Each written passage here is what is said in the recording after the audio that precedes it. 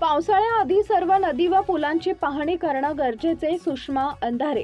इंद्रायणी नदीवरील पूल पडण्याची घटना अत्यंत दुर्दैवी आहे. मात्र ही घटना का घडली याचा शोध घेतला असता कुंडमळा परिसरातील इंद्रायणीवरचा पूल किंवा एकूणच राज्यातील वेगवेगळ्या नद्यांवर असणारे पूल यांच्या संबंधाने आवश्यक असणारी कामं पावसाळ्याआधी होणं अधिक गरजेचं आहे.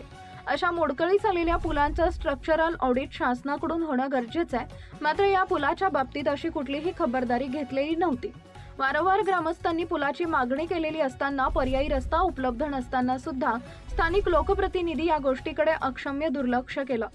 यामुळे या दुर्घटनेत गेलेले बळी हे नैसर्गिक नाही तर शासन प्रशासनाच्या हलगर्जीपणाचे बळी आहेत.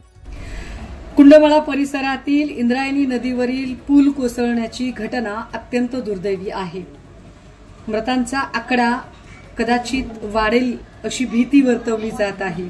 मात्र एवढी मोठी मनुष्यहानी घडतेच कशी काय? या सगळ्या घटना आपण बघितल्या तर शासन प्रशासनाचा अक्षम्य हलगर्जीपणा या सगळ्यांच्या मुळाशी आहे हे लक्षात येतं. मुळात पावसाळा सुरू होण्याच्या आधी ही सगळी महत्वाची कामं करायला घेतली पाहिजेत.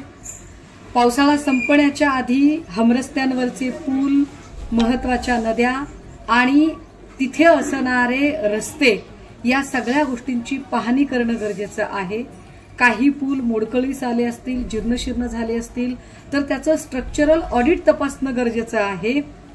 कुंडमळ्याजवळची जी घटना घडली हा पूल अत्यंत जीर्ण झालेला पूल होता. ग्रामस्थांनी वारंवार नवीन पुलाची मागणी केली होती. मात्र लोकप्रतिनिधींनी ही मागणी साफ धुडकावून लावली. लोकप्रतिनिधींना या सगळ्या जीवांशी काही फारसं घेणं देणंच जणू नाही अशी काहीशी परिस्थिती निर्माण झालेली.